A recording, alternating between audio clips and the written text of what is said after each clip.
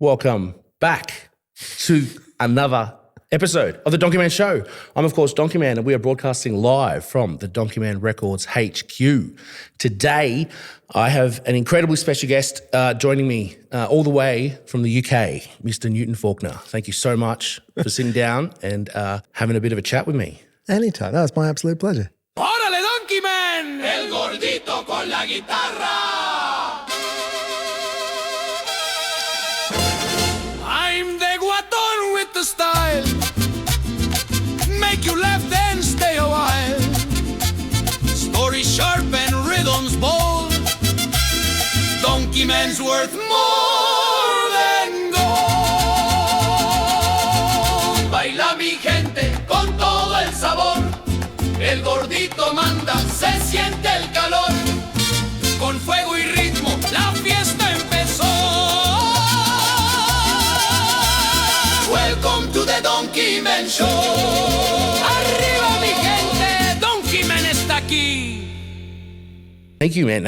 Firstly, I wanted to get into Australia.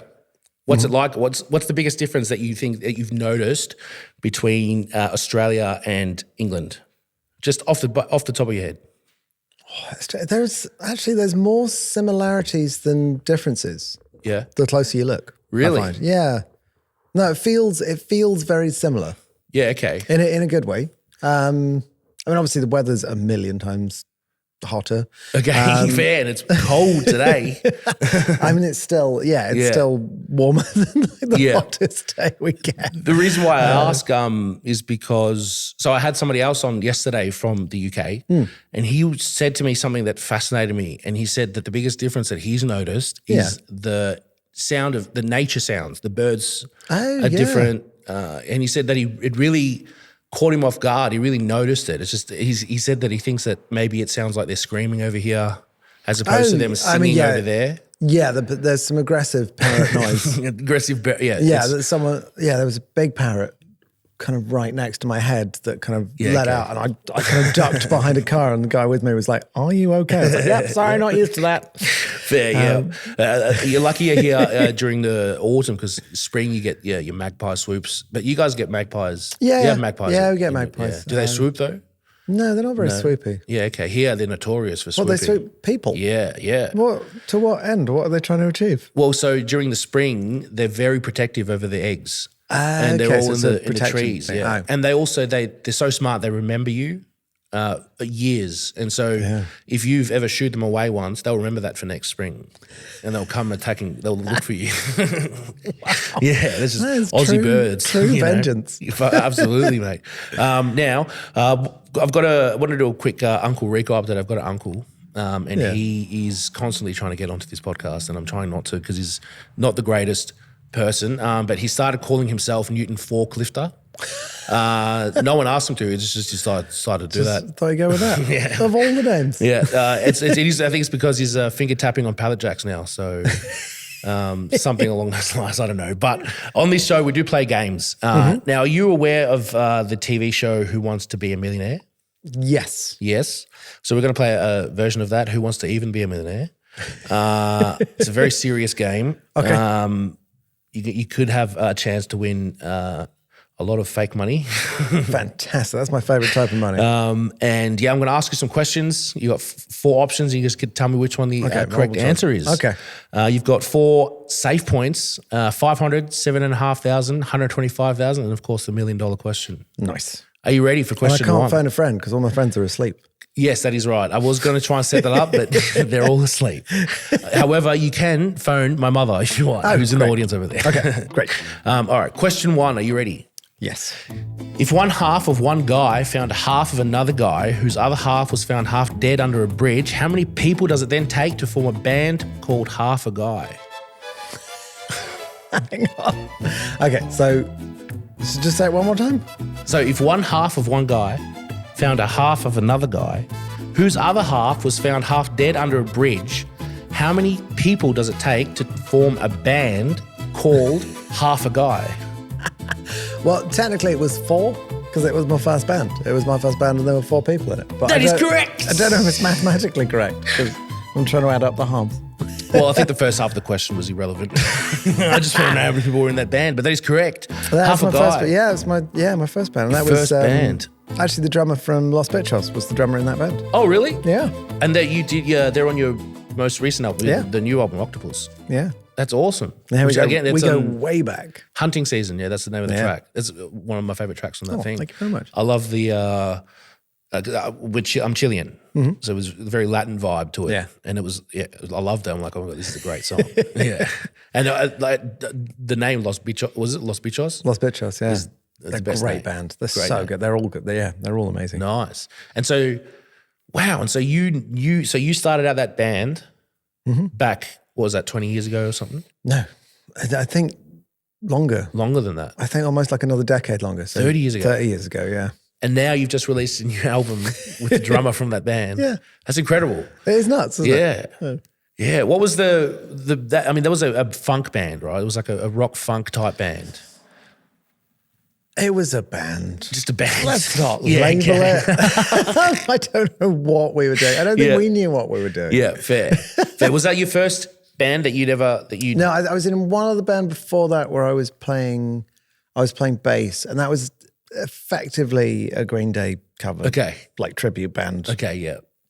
Ish. Yeah. I mean, we did other songs as well, but we were kind of reading Tab. I remember reading Tab on stage. Oh, really? Like having Okay. the book, like the Dookie book in front of me and being like, 3, 3, 3, 4, 4, 5, 5, 7, 7. So it wasn't like a high standard, but it got me into it. Yeah. Can you read music? Musical notation? I have been able to at certain points. I think near the end of kind of college, I was better than I am now. But it's very much a muscle. That if you don't use it, Without it a does doubt. just tend to wither. Especially like sight reading is, it's something you got to practice all the time. Yeah. But your music, like, how's your music theory? My theory is pretty good. Yeah, it's pretty good. It's the one thing that I'm trying to preach to all the new independent artists that come through here is that it's so important to really just know your basics of music theory. Yeah, because it really helps. Yeah, it does it opens a lot of doors, and it's so useful for kind of just like harmony construction if you can kind of visualize it. I mean, if I could go back and change anything about how I learned music, I'd actually put more time into learning piano before I learned guitar. Without a doubt. Because then I could visualize in piano, because guitar is such a mess. Mm-hmm. And then I'm obviously tuning it all over the place, which makes it even more of a mess. Yep. And if I could visualize it in piano, that would be great. Yep. But it's kind of, I'm trying to do it now is a real challenge. Yes. Just my neuroplasticity has dipped slightly. Fair. I mean, how did you come across your tunings? Like, where did that come from? I think it was the first thing I was introduced to was Thomas Lieb. Yep. And it was a piece called Hard Tin Can, which is in a fantastic tuning. I highly recommend it. But that I remember being like the first tuning that I was aware of. Yep. And then from that, I ended up messing around with Daggad and then messing around with the tuning that's kind of become my standard, which is Daggad with the A string down a tone. And what I love about weird tunings is the fact that I didn't know any theory at all in them. Yep. So when I was in standard, I felt like there were rules. I felt like there were things that I felt my fingers kind of naturally went to certain chords after other chords because that's just what you did. Yep. Whereas with the altered tunings, I felt like it was more of a playground and less of a classroom. Yes. So I was really like enjoying that kind of messing around thing. I have hit a bit of a roadblock now in that I know the tunings that I use probably better than I know standard. Okay. So now I've got, my fingers are trying to go to the same places all the time. And I'm like, I actually need to go tuning hunting. How often do you use standard tuning nowadays? I've been using standard tuning more because it feels more alien. Okay, fair. So the whole thing's gone round. Yeah, right. But I think I'm actually looking at some Pat Metheny stuff. Okay. for tunings. He did an album called, it's either What's It All About or What It Is All About. It's a combination of those ones. Yeah. But it's like a very acoustic kind of arrangement album. And it's, some fascinating sounds on that. It seems to cover, it sounds to me, and I haven't checked, like he's put like bigger strings on the bottom and even smaller strings on the top and actually pushed it kind of further in both directions, which is something I've never played with, which I'd definitely be up for. Fascinating. Do you have your own luthier? Like somebody I've worked with Nick Benjamin for many years. He's kind of slowing down now. It hasn't done... I haven't had a new guitar off him for quite a while, but I've got like 7. Yeah, so I've got a few. Yeah. What's your go-to? They're amazing. Your go-to guitar? I mean, they're numbered, and they're numbered by the number that he built them. So my workhorse is a guitar called the 123. Okay. But my first guitar I got off him was number 44.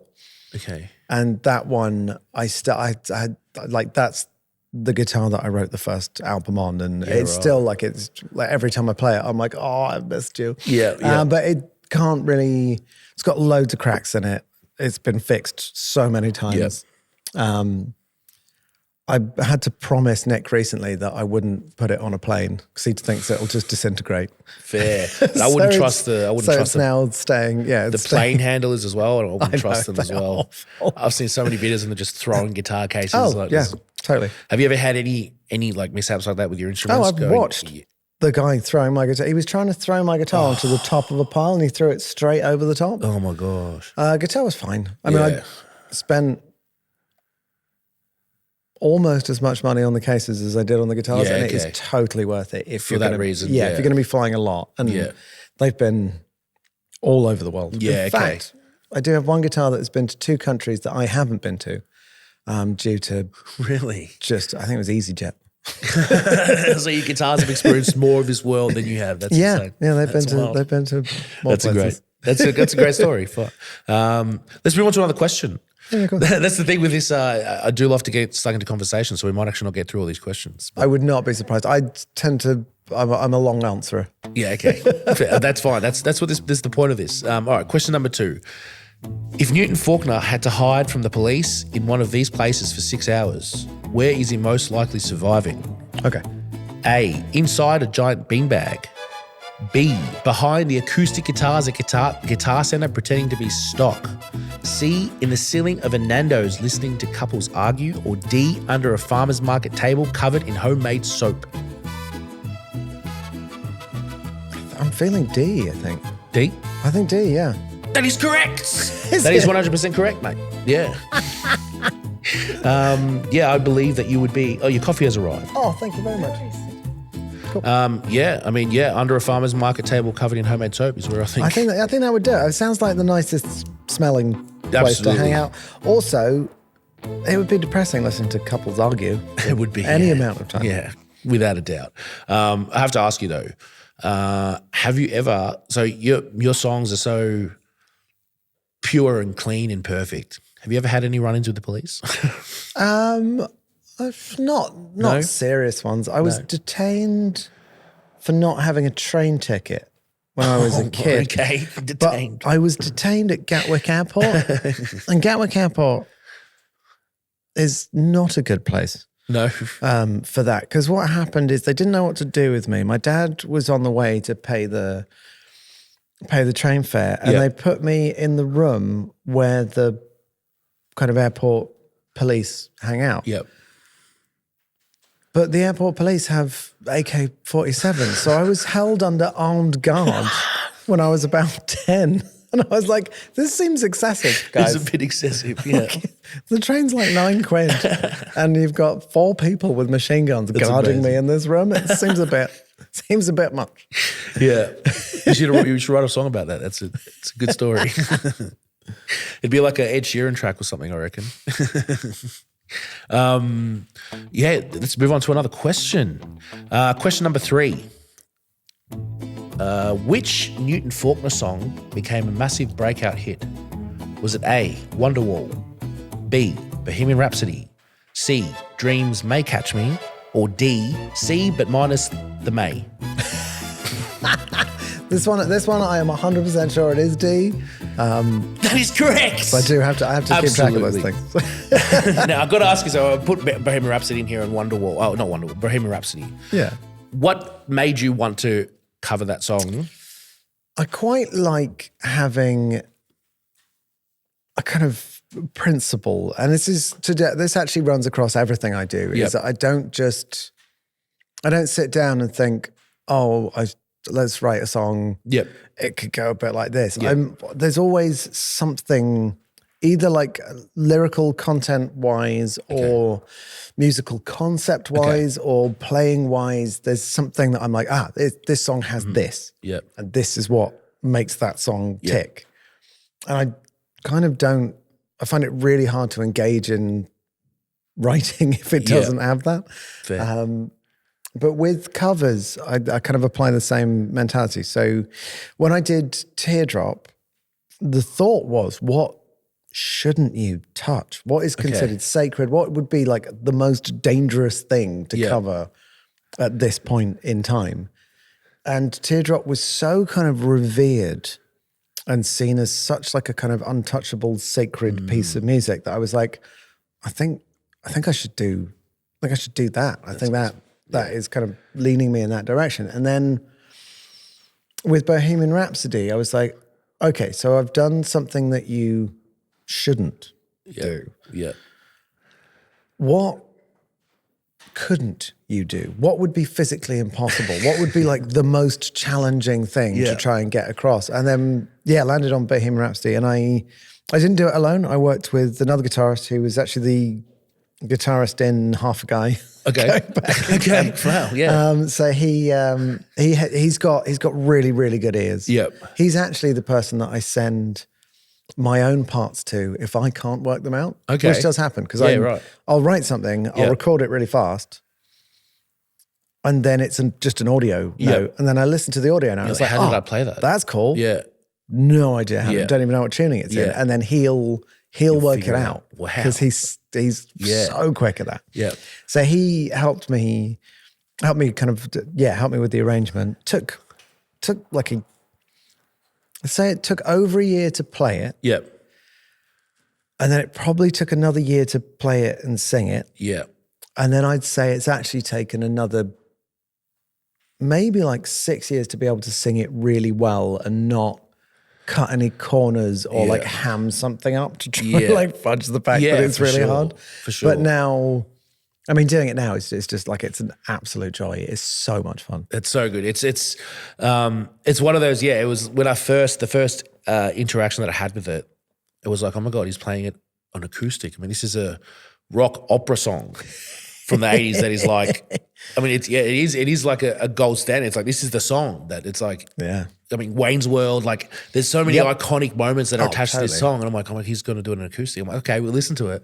And then it gets to that, where it changes. Yeah. And I'm like, is this the end? Like, how's he going to pull this off? Is he going to keep, he is still going. Oh my God.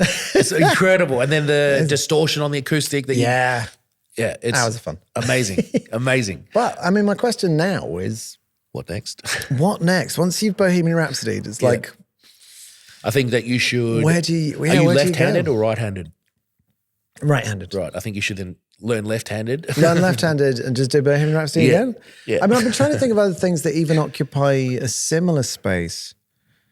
I mean, like Life on Mars, I've sung a few times in different situations, and that.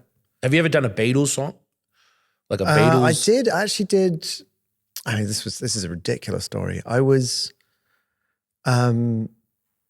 met a guy called, he's made an amazing, he's the guy that directed and wrote Smallfoot, which is a great film, actually. It's highly underrated. Smallfoot. Music's amazing. And he saw me at a gig, came up to me afterwards and was like, what are you doing tomorrow? And over like the next few days, I was like, I've got gigs, but in the day I'm free. It's like, okay, could you do a version of Here Comes the Sun? You can come to my studio, do that, and then I think it's going to be the end credits of this Eddie Murphy film that I'm working on. I was like, okay, cool. Yeah. So I started working on it and was like, I think this is like a dual guitar thing, and I think it shouldn't be on a click. So I kind of thought it would be an obvious no. It's like, to be honest, the quickest way to do it would be to fly one of my friends out, which is what they did. They flew Matt out to play on it. And Matt was like, what is your life? What is this? And I was like, just go with it. Yeah. And we did the whole thing. The guitars was so much fun because I hadn't played with them for years at that point, and it was great. And then kind of got to like the whole end of the process, waited to see what happened with it, and they cut the last scene and cut the song. So no one's ever heard it. Wow. So you can't release it? I don't think so. I don't think I technically own it. Okay, because, fair. Yeah, it's one of those. Fair. But yeah, so that's the only time I've done Beatles song? a Beatles song. Yeah, okay. Which Beatles song would you like to hear? I'm intrigued. Across the Universe. Oh, I don't know that off the top of my head. It's you know Rufus Wainwright? I've heard him do that, cover that as well, and it's such a beautiful song. Yeah. The Beatles, it's like when the Beatles recorded it, I don't know, it just doesn't sound the way that it could sound, in my opinion. Yeah. Like Across the Universe is such a beautiful song, but because of like the limitations that they had back then with recording gear at that, it just doesn't sound. What kind of time period Beatles are we talking? I think 60s, early 60s. Oh, early possibly. 60s. Yeah, Okay. yeah. And yeah, it's just, I think that's more of a personal thing as well. It's like, I love that song and I think it'd be nice to hear that. Okay, no, I'll check it out. It's with the not, it's not one that I think I know. I mean, with a lot of Beatles stuff, as soon as it starts, I'm like, oh, is you'll this know one? it. Yeah. That's what they're known for. Or even like a Rolling Stone song would be kind of cool. They've got a lot of like, I think what as well makes Bohemian Rhapsody so great is the length of it. It's a 6-minute song, 7-minute song. So it's like Rolling Stones have a lot of that. You know, Yeah. Paint It Black, I think would be a great Yeah. tune. But again, you don't want it to be so repetitive. Again, that's why Bohemian Rhapsody is so good. Because it goes all over the place. Yeah. I mean, I think my favourite Stone song is actually Miss You. Yeah, okay. Come back to that all the time. Yeah. It's so good. Yeah. What about you've done a rap song before? A bit. I mean, it's not. I think like I love it, and I listen to it, and there's loads of stuff that I kind of love from that, but it's not something that I'd ever do. Yeah, fair. What about like a Led Zeppelin song as well? There's a lot of Jimmy Zeppelin Page songs. is a fan. I played at Jimmy Page's birthday party. Did you really? Yeah, I did. okay. I was invited to this thing. I mean, it's weird. It's this stuff that I genuinely don't, on like a daily basis, I don't really think about, but whenever it comes, whenever I kind of get talking about things, it's like, oh, yeah, no, that is real. That did happen. That's incredible. You've had such a full-on life that you just forget that you played at Jimmy Page's birthday party. Yeah. Like the pioneer of rock, really. One of the biggest pioneer of rock guitar. Yeah, so, yeah. Who do you class as like in your life, and what inspired you to make music? Who's on your Mount Rushmore, I suppose, you know? So, yeah, my Mount Rushmore heads. I think we're looking at Joni Mitchell is definitely on there. Because Joni Mitchell, for me, set a kind of gold standard for something that has kind of kept me in check. Yeah. And I think, because I kind of labeled it like the Joni Mitchell challenge quite early on. Okay. And what I tried to do was, as a means of not getting carried away, not getting complacent, and not like just enjoying just being good at something and then not letting it kind of go any further, as a means of balancing things out. I was like, okay, so the thing that makes Joni Mitchell so amazing to me is the fact that her playing is so incredible and like technically incredible. And then her singing is also like weirdly technically incredible. And then her writing is also like technically incredible. So keeping all three on the same kind of level is actually an entire life's work. It is. Because something will go. Times 3. Yeah, well, it's changed over the years. So to begin with, it was just playing, singing, writing. But now I've just added more and more bits to it. So I'd put engineering on there. I'd put production on there. So it's trying to kind of juggle everything. Of course. I mean, nowadays as well, like as a musician, I mean, I don't know if it translates for you as much as it does for an independent artist, like fully independent, but the social media side of things and being more than a musician. It is so important. I mean, I think the advice that I've been giving kind of younger artists has just been to take control of the things you can take control of and not get caught up in the things you don't. Which is it's so easy to say and it is so hard to do. It really I am is, aware of that. But I think social media is something that you can drive. You can control that. Absolutely. And it's one of the positives of it. Yeah. Is that we're not, you now have your own ways to actually get people to listen to music. Yeah. You don't have to spend $1 million to go to a studio and get it pressed on CDs and vinyls and all that kind of stuff. No. I guess the biggest challenge to anyone in music at the moment is oversaturation. Without a doubt. And if you look at like just the numbers alone, so if you look at how many tracks, I mean, even if you just look at the tiny island I live on, it's like if you look at how many tracks are uploaded to Spotify or something from that. I think it's Australia or the world is 70,000 a day. 70,000 songs a day are uploaded to Spotify. I mean, it's insane. And now with introduction of AI. Yeah, so there's songs that are being instantaneously created. Insane. What are your thoughts on AI? Like, how do you think that's going to? I mean, do you think it's going to take your job? There's kind of backlash against it already, but in kind of quite subtle ways. My favorite tiny bit of information that I got, because I was talking to someone about some product stuff, and he told me that global acoustic guitar sales are up. Really? And they started going up. Really? When AI started kicking off. Fascinating. So there's already a kind of reaction to it of people wanting things that are real. Yes.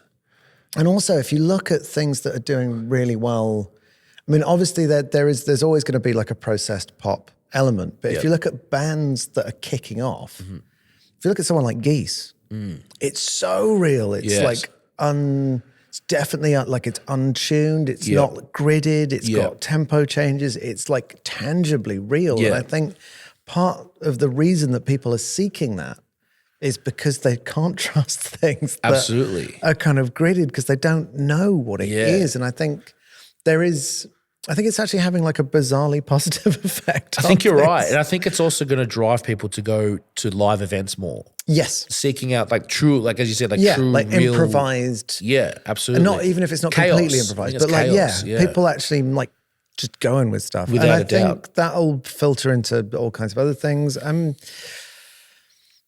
In terms of like the farther-reaching effects, and it's going to change a lot of things. It already has. Yeah. Realistically. One of the most positive people to talk to about AI that I've come across is my father. He's in his like mid-70s. Yeah, okay. And I was talking to him about it, and he was like, I think it's great. And I was like, really? I thought you'd be freaked out. Yeah. He's like, yeah, I mean, it's weird and it's a lot to like get your head around, but I remember the fear around computers being invented. Yes. And I was like, I hadn't really thought of it like that, but and he was like, the computers are going to take all of our jobs. Yeah. And if you look at what actually happened, computers created more jobs than any other single invention previously. Yeah. So he's very, very much kind of on the side of like, it'll change things and the jobs will change, but it'll probably create more jobs than it'll kind of destroy. It is hard, especially like creatively. I wouldn't want to be a graphic designer right now. No. That's a really like painful thing to see. It is, yeah. I mean, it's also, there's so many other aspects that drive that AI, and inflation is one of them. I mean, the cost of living is now so it's so hard to live now that as an artist, of course, you're going to go for the cheaper alternative to just get it generated, a piece of cover art for your song generated on ChatGPT, and then you do some tinkerings on Photoshop, than to actually pay someone to do the art. Well, if you can't afford to actually get anyone to do the art, I mean, it is weird. I mean, it kind of becomes like quite a complex ethical issue, because it's, if you're trying to work out whose fault it is, it's kind of like, these guys invented this. Yeah. So is it them? And it's like, yeah, but they've just invented it. Like, you don't have to use it. Yeah. These guys are using it. Okay, but why are they using it? They're using it because they can't afford to do the other things. So it's like a question of, I mean, there's no point in having the argument of whether it should or exist or not, because it does. There's no way around that. Yep. You can't you can talk about the fact that it maybe shouldn't, but it's totally fruitless, really. Without doubt, yeah. So you've got to work out where your own lines are. And I mean, as on the kind of songwriting circuit, I've seen people go like full, like all in. Yep. Which is mind-blowing to me. Yep. I mean, I was doing some K-pop writing. And I had got the brief through, really detailed brief, like literally an entire album in briefs, which is kind of how they work over there. And this guy sent 3 audio files about half an hour after I got the brief. And I was like, this is weird. When did you do this? And played it. And I was like, they were fully mixed, produced. It's like scary. vocal production, like all that. And I was like, how did you, where are these from? Yeah. And what he'd done is copied and pasted the brief in and then used like hooks that he'd written. Okay. And added it to that and then pressed go and been like, this is the kind of vibe. Yeah. Now, whether that is okay or not, I don't claim to know. Yeah. Because it's just like, it's so far. I mean, they were his. It was the brief that had been sent out. The like hook was his idea. Okay. I think there was one that didn't have a hook and he just put the description in. And I mean, that was by far the worst one. Yeah, I think lyrically it had some really questionable content. Yeah. But whether that's cheating or whether anyone cares or should care. I think so. I like to look at it as when, I mean, you see it in music with the analog turning to digital. And then with the integration of VSTs. Yep. Right? You know, all of a sudden you could be a trumpet player at home. Yeah. And, you know, people, well, what about trumpet players? Like, what about if you, like, how are the session musicians are now going to be without a job? But obviously they're not because they're still needed. Yeah. And I feel like it just kind of fizzles away and just becomes a tool now that people use. And from those VSTs, you have all these new genres that have now almost, you know, been created as a result of it. And I feel like that's what AI is going to do, is it's going to create. It's definitely going to, it's going to create new, or is it capable of creating truly new things? Or is it's like it's all rehashes? Well, so then you get into whether music can be that's the thing. Truly original anyway, because exactly. that's what everyone's doing in their heads. It was actually, there's an amazing interview with Billy Corgan talking about AI. And I think I might have seen that. I know he talks about it a lot. Yeah, there was one particular one that I really enjoyed. He was talking about how in his head, when he's starting to write a song, he's like, what if like that vibe from that song, like that bit, so like the drums and the bass vibe from that, but the melody that's similar to this song, which is completely different, and if you put the two together, it doesn't work. Yeah. But if you mix that with this, then you could have something really, you'd have something really interesting. Yeah, yeah. And he's saying you could type that into AI and AI could do that. But I'm kind of doing it in my head. So it's kind of just outsourcing a bit of the process. Okay. Interesting. Which was, it's just a really kind of matter of fact way of looking at writing as not this kind of mystical. And it does, like, it feels very mystical sometimes, because sometimes songs just happen and you're like, I mean, I feel bad taking credit for some things that I've released because I'm like, I didn't write that. It just, like, it happened. It just happens. I think they call it the muse, you know, you feel like you're a vessel for, and you just kind of do it. You just do it. And then you, as I said before, you know, when you play a guitar part and then you listen back and you're like, I don't even know how I played that. Yeah. No idea where that came from. He's going to get someone to figure out how to do it for you. It's like, it's incredible. It's scary. Like, it's not scary, but also like fascinating, the human brain and how it works and how music is involved. I feel like it's like almost, I mean, sound is so pivotal for society. That music is such an important part of society that it's so overlooked when it comes to government funding, for example. Oh, I mean, I think it's probably the most undervalued it's ever been. Without a doubt, even in schools. Yeah. I told one of the interns, I said, like, people go to work to make money to be entertained, and that's the cycle of life. And without entertainment, like that's music, really, that's one of the biggest forms of entertainment. So you can afford your Spotify things, you can buy CDs, you can go to see a live show, and yet they don't like to teach it in schools. It's extracurricular. Well, I think that kind of goes hand in hand with the kind of streaming revolution and just the kind of gradual chipping away at how valued music is. Yeah. I mean, people kind of see it as something that should just happen and be free. Yes. It's like it's free, it's noise. Why should I be paying for noise? Absolutely. That's fair. Yeah, you're right, actually. It's like it's this very... You're right, yeah. And it's... Yeah, I mean, there's only a certain amount of frequencies. Like, you've got 20 to 20,000 frequencies that we can hear. And there's only so many amount of combinations that you can have with those frequencies. And so technically everything's... Like, nobody owns a frequency. No. I've heard that frequency 1,000 times. Yeah. Why am I still having to pay for that frequency? It's so weird, isn't it? It and then is, there's, it's really interesting kind of, there's a thing that happened in Iceland where there's been a linguistic separation between the music that you have on in the background in the office and the music that you listen to because you want to listen to it properly.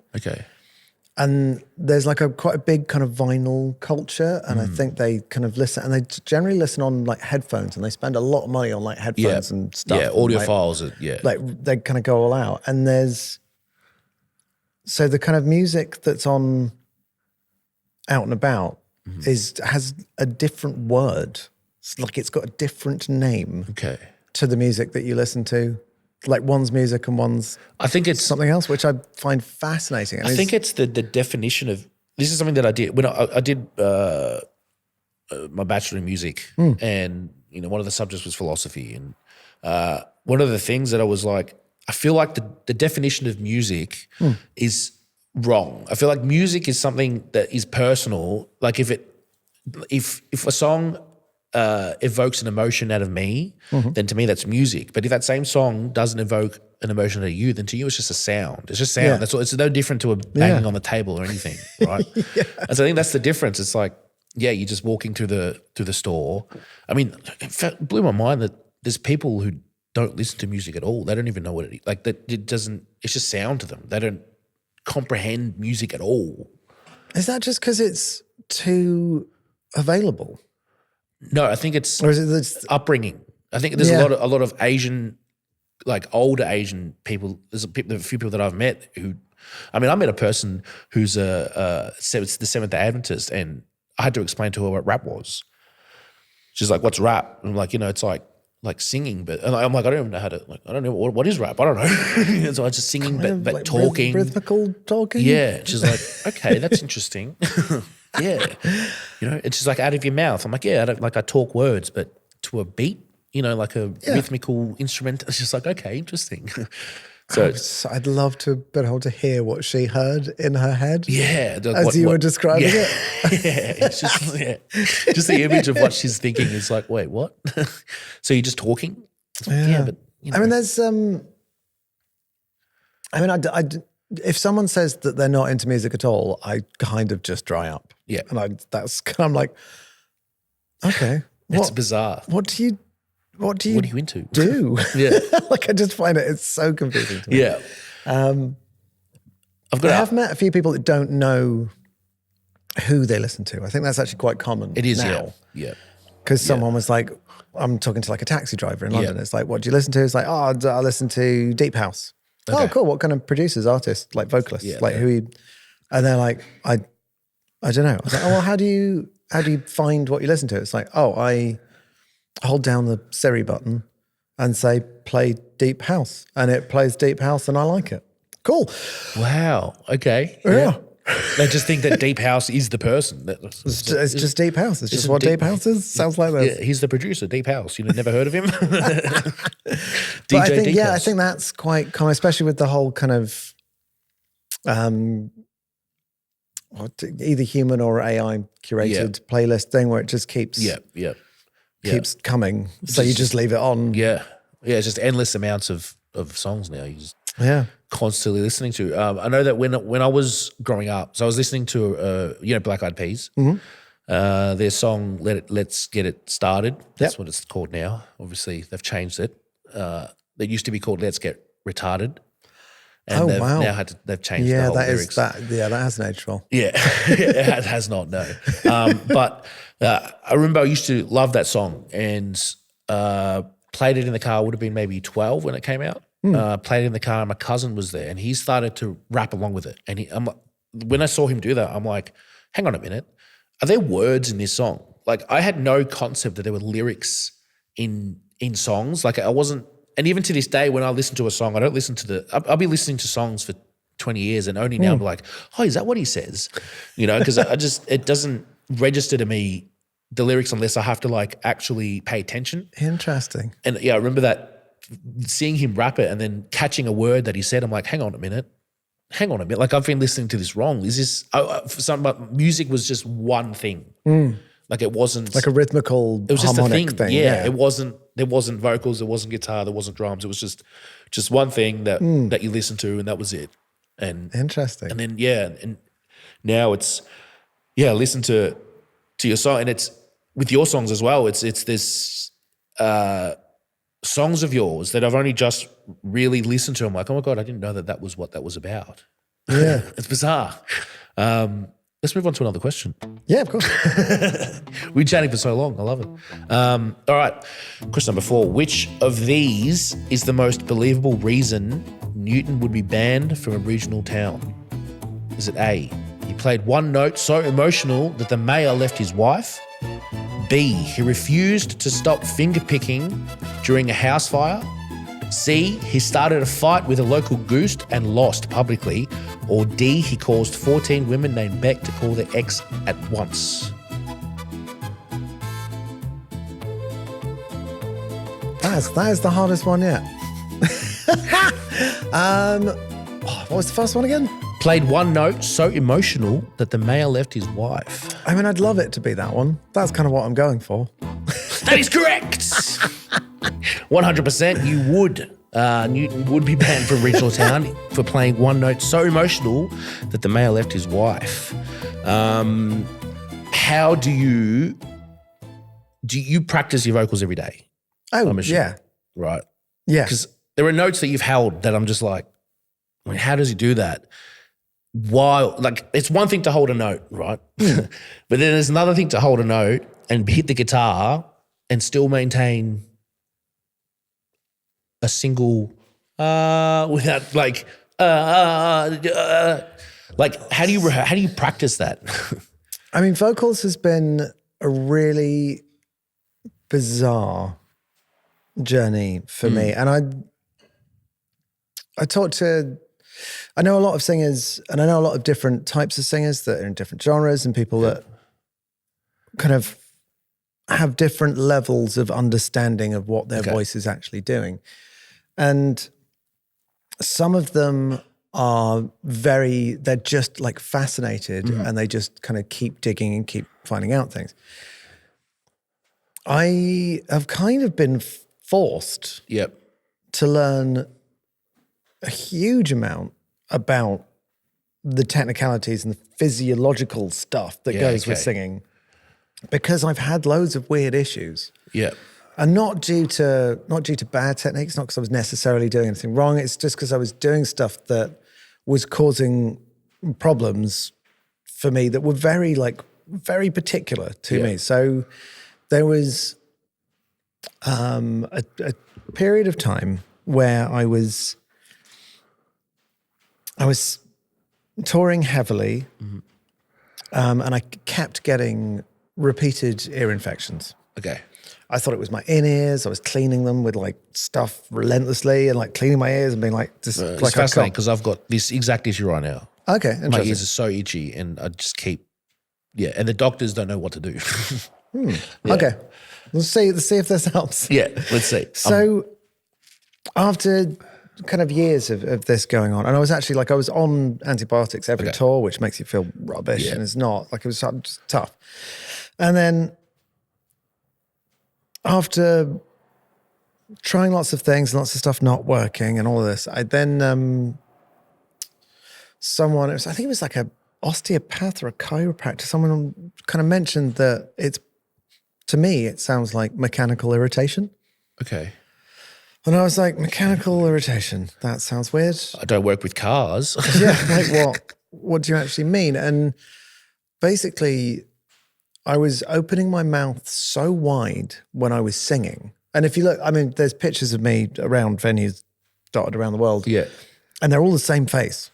So it's loads of hair. Yeah. And me with my mouth as wide as it possibly can. Yeah. And was kind of how I was taught to use my voice at that point. Yeah. And it turns out that as I was doing that, the bones at the back of my jaw were rotating round and going in, like crushing my ear canals. Right. Which was causing the beginnings of the irritation, which then became, it's got a stupid name. I think it's otitis externa, which is the name for that irritation. And then that... Sounds like a Harry Potter spell. It does, doesn't it? And then that gets infected and then you have to go on antibiotics and all the stuff. Okay. So I had to basically learn how to sing again. Okay. Without moving my mouth as much. Right. Fascinating. So it's almost like you had to learn how to be a ventriloquist. Ish. Yeah. It's like it's a totally different approach. Yeah. And I think it's really beneficial. And I've really, I've really enjoyed the kind of challenge of it. And I remember my voice was playing up a bit. I think I just finished a tour or just been on tour, and so someone who's a session singer that I've known for years mentioned like their vocal coach, and was like, go and see Lucinda because I think she'll be able to help you. I was like, okay, cool. So I went to see, her name's Lucinda Allen, and I went to see her, and she was like, oh, have you just had an endoscopy? I was like, yeah. She was like, oh, was it with Chris? And I was like, yeah, I think it was. Yeah, Chris, Dr. Chris something. And she was like, oh, give me a second. She emailed the guy that put the camera up my nose. Yeah. She got the footage of my vocal cords from the camera that had been up my nose. Right. Watched it and was like, okay, I can see what's going on here. I was like, okay, this is new. This is like a different level of like scientific understanding that I hadn't come. And I've had some amazing vocal coaches over the years. Yeah. Kind of opera singers, like serious, like belty rock people, and all really good, like amazingly. But I think specifically with vocals, everyone is so different. Without a doubt, yeah. And there's not one thing that works for everyone. And you do have to, like most people can open their mouth really wide and it doesn't cause any problems. For me, it was disastrous, like a huge amount of pain. Okay. So she watched this video and was like, okay, I can see this is what's happening, then that's what needs fixing. So I've been working with Lucinda for years and years now. And I'm still kind of having lessons with her. I'm still kind of building up that kind of knowledge. But the more singers I see, and there's people that I really envy because they just naturally, I can see them naturally doing the stuff that I had to learn how to do. But if I'd naturally done it, I wouldn't understand it. And I think because I've had to learn to sing in a few different ways over the last kind of 30 years, I've now got quite an in-depth kind of understanding. Yeah. Like the gig last night, I went to do something and it's not that I didn't hit it or it wasn't in tune and any of that. It just didn't feel quite right. Mm-hmm. And I knew that the same note was coming up later and I was like, okay, so why was that? And I was like, do you know what it was? I think it's my nasal pharyngeal. I think it wasn't quite open enough, so let's just lean into that. And then the next time I was like, oh yeah, it's definitely that. That's fine. Yeah. But just being able to know that is so like weirdly fascinating. It is, yeah. And I think I'm definitely going to keep digging because I do think there is nothing more kind of emotionally and physically challenging than having to sing when you don't, it's not working the way that it's meant to, and you don't understand why. Yep. I mean, I had to, everyone's had to move shows every now and then.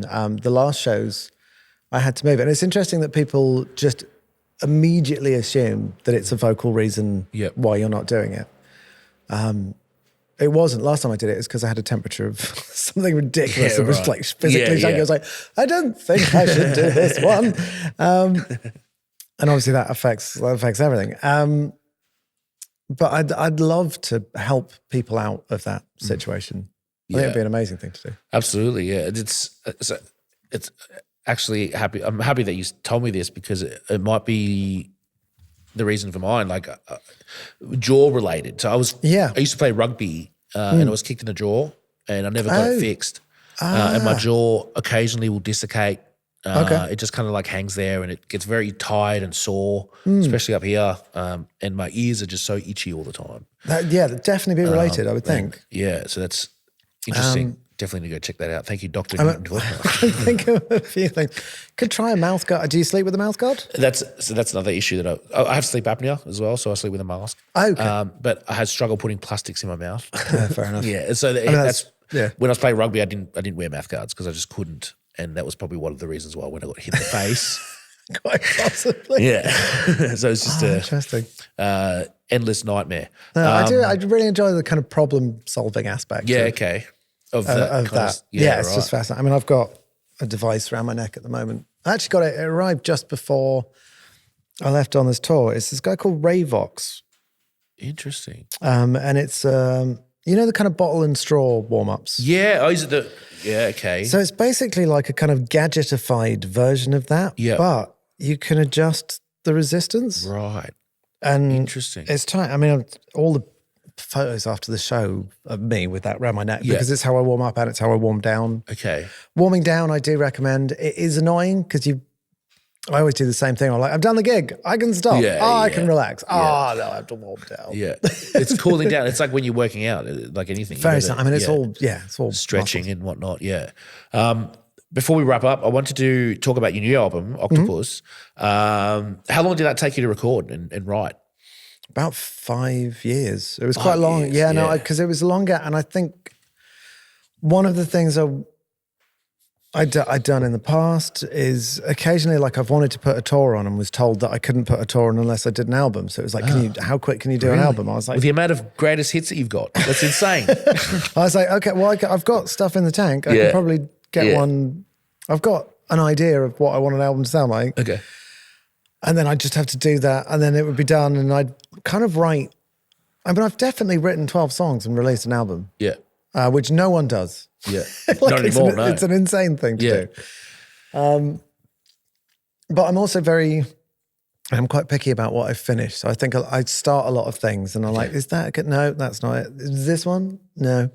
It's a bit like the kind of, the Kinks had a fascinating way of writing. I think if it didn't click and didn't sound cool within like 2 minutes, they were like, just no. Yeah. I think Paul McCartney as well, he said that if he couldn't remember the song the next day, then he would forget it. Yeah, it's done. If I can't remember it, why would anybody else remember it?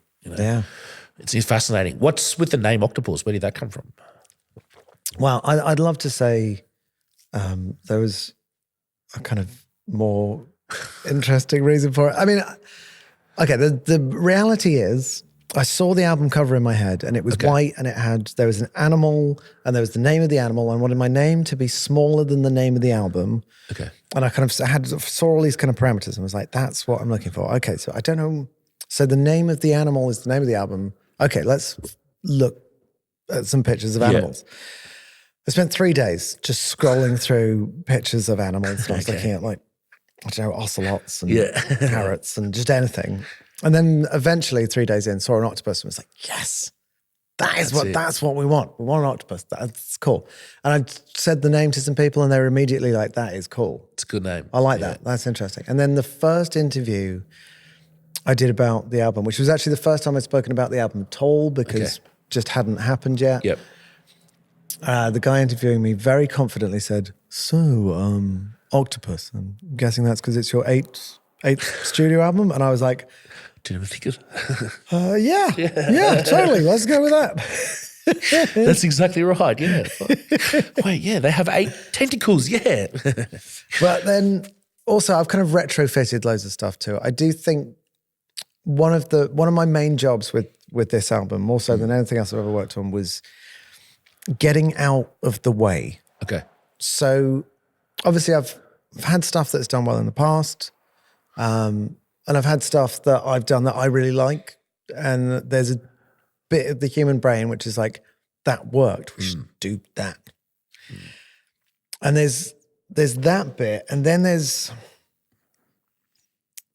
the bit of my brain that is second guessing what people would want me to do next and wouldn't want me to do next, and what they consider me to be, which obviously I'm different to different people, because people listen to like different selections of songs and they think I just do that. And then if they heard something else off the album, they might be like, hang on, who's this? Yeah, for sure. You can really get tied up in second guessing what people might want you to do. Yeah. And it was quite kind of third person. It was like, okay, what would people want Newton Faulkner to do next? Which is a bit of a dead end and a bit of you can get kind of stuck in that, I think. So with this album, whatever a track was doing, I was like, where's it trying to go? It's trying to go over there. Never been there. Let's go. Yeah. So I just got out of the way and just let it go as far as it could. So with All Right, that was kind of aggressive and kind of really like influenced by like early punk, and there's bits of Talking Heads and bits of like loads of different kind of characters in there, a bit of like John Spencer Blues Explosion kind of vibe in there. And at no point was I like, is Newton Faulkner allowed to do this? I was just like, let's go. And then the next track was like, okay, this is kind of leaning in a completely different direction to that track. It's going in a slightly kind of Jay Dilla kind of production vibe. I've never felt like I was allowed to do that, but I do understand it, and I get it. Yeah. So let's lean into that. Let's take that as far as it can go. So then you ended up with stuff like kind of Spirit Meets the Bone, and so with each track, I was just trying to take myself out of it and just let it be what it wanted to be, which meant that all the tracks are kind of reaching in different directions, which again kind of made the album title work kind of for me in this kind of tentacle reaching. Because one's going over there and the other track's going down here. It makes sense now. I mean, to be honest, like it would just take away the nostalgia and the that kind of relation that I've got with your songs. This new album is, to be honest, one of the best albums that you've done, purely because it feels like you've just sat there and you're like, I'm going to write music, and I'm not going to label it. I'm not going to be like, all right, this is going to be an acoustic track. This is going to be this track. It's like, I'm just going to write and see what happens. Yeah. And you can hear that in the it was really freeing, and it was so much fun. Yeah. It was so much fun just taking any kind of even like hesitation off and being like, right, let's do this, let's do that. Let's do that, let's go there, let's do this, let's go. And just letting it kind of just develop in whichever way. Yeah. It's I mean, props to the album. It's a great album. Oh, thank you. No, I think it's, there was a real kind of turning point, especially production-wise. I mean, it's already led to, it's opened loads of doors to stuff that I didn't even realize I really wanted to do until people started coming and asking me to do it. I was like, you want me to produce? Yeah, I can produce that. Yeah. Cool. Yeah, nice. Yeah, I can do that. Yeah. But it's good though. Like, who knows, like if you had decided to just stay with your, like just acoustic, for example, if you just done an acoustic album, that might not have hit as different because it's like, also I've done that. Like Studio Zoo was so strict. Exactly, yeah. And like there is not a sound on there that isn't like physically created. Yeah. And I love that album. I'm immensely proud, especially like the technical playing stuff, because I pushed myself way harder than I have as like a whole. Like every track is unfathomably hard to play. But I feel like I kind of ticked that box. Yeah. And then the next album, I went way too far the other direction in reaction to myself. Yeah. I was like, that had no drums. So this album can have all the all drums. the drums in the universe. And then that was probably too much. I think in hindsight, it feels quite messy now. Yeah.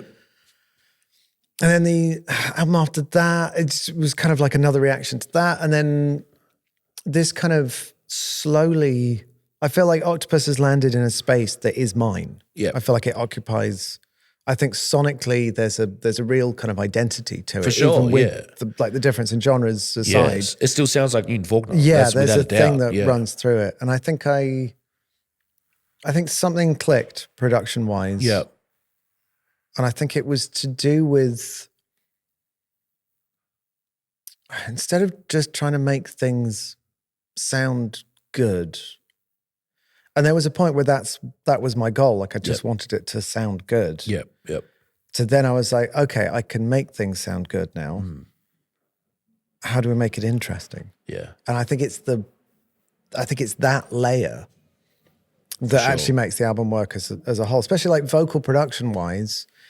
In the past, I was kind of banned from messing with my vocal because I was told that's what's selling the record. So don't mess with that because people won't like it. Yep.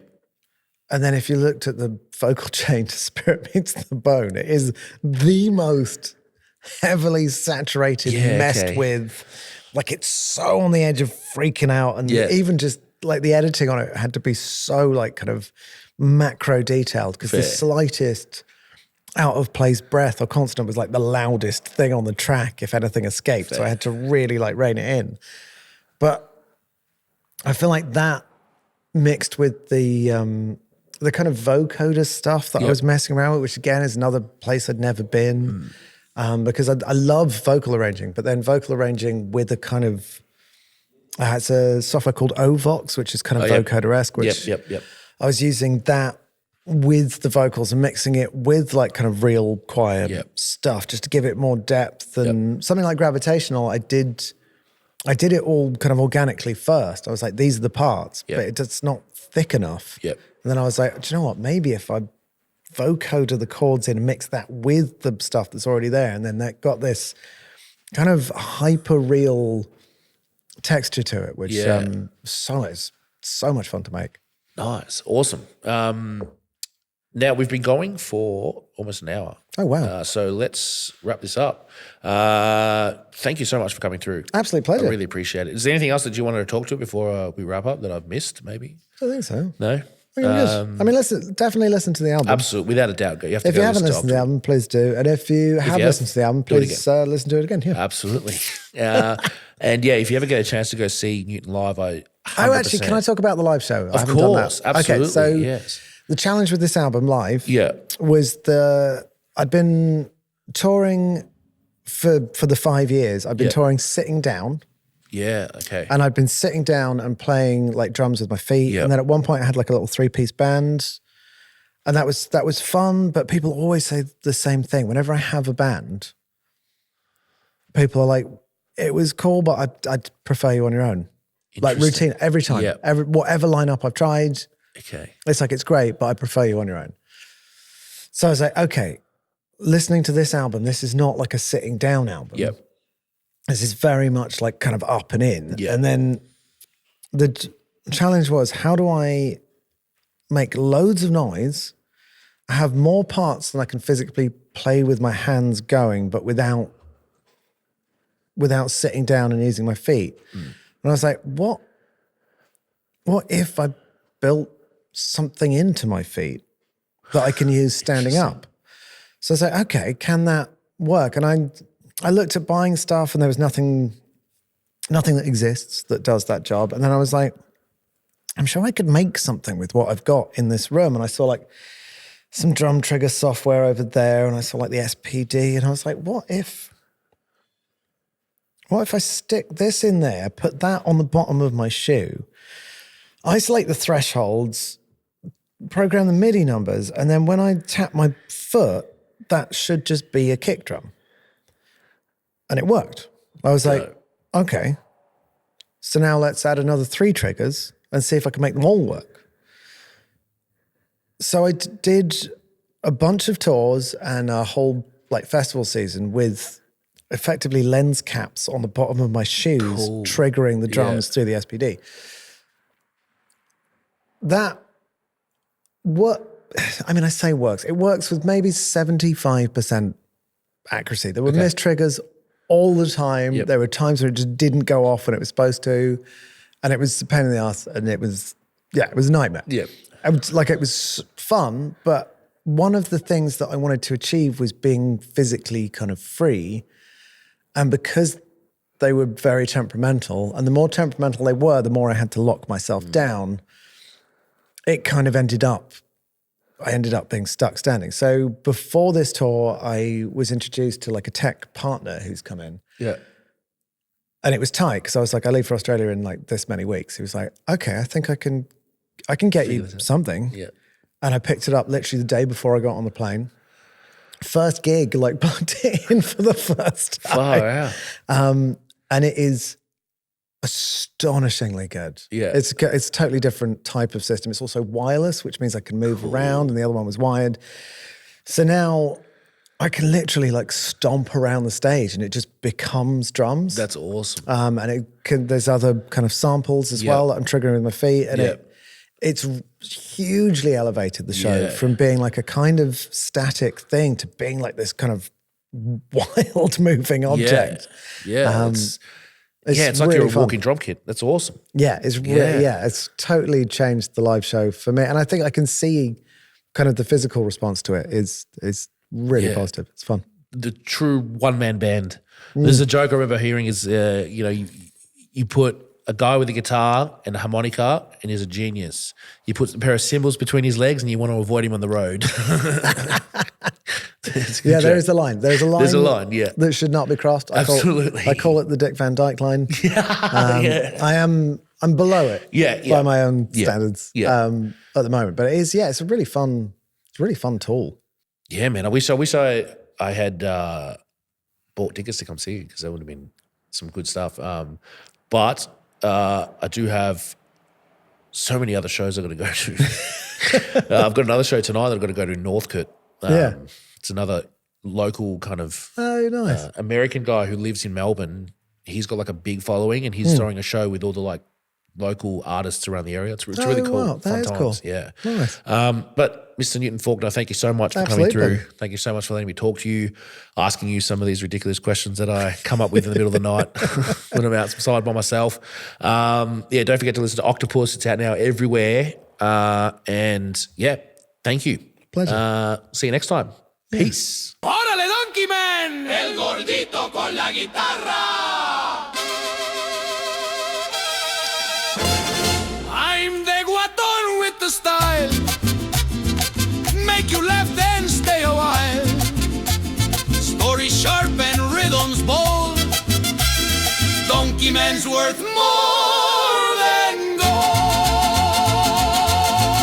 Baila mi gente con todo el sabor. El gordito manda, se siente el calor.